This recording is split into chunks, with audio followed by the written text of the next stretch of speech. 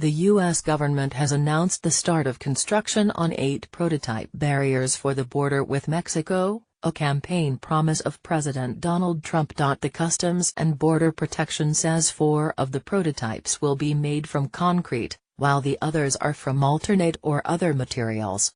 Its plan is to try out several sections of wall near San Diego. Mr. Trump had promised to build a big beautiful wall between the countries. With a heavy federal and local law enforcement presence, workers have broken ground in an area surrounded by chain-link fencing at Otay Mesa, one of 3 ports of entry in the San Diego-Tijuana metropolitan region. The prototypes will be up to 30 feet, 9 meters, high and 30 feet long and are expected to be completed within 30 days. Officials will then spend up to 3 months evaluating the designs for their effectiveness, including gauging their resistance to penetration with small hand tools.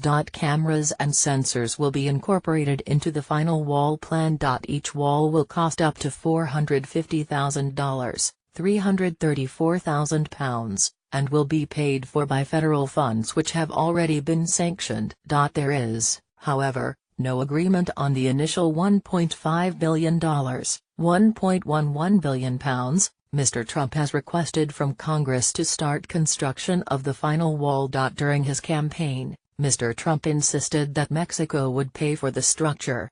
"We are committed to securing our border, and that includes constructing border walls," said Ronald Vitiello, acting Deputy Commissioner of the Customs and Border Protection Agency. "Our multi-pronged strategy to ensure the safety and security of the American people includes barriers, infrastructure, technology and people." 4 companies have been chosen to build the prototypes, but the final wall is likely to be based on an amalgamation of design features. The border agency says the prototypes will inform future design standards which will likely continue to evolve to meet the U.S. Border Patrol's requirements. Mr. Trump has said some sections of the wall could be transparent so that people on the U.S. side cannot be hit by bags of drugs being tossed over from Mexico. He has also suggested that parts of the wall could be covered in solar panels. But California's Attorney General is attempting to block the construction of a border wall.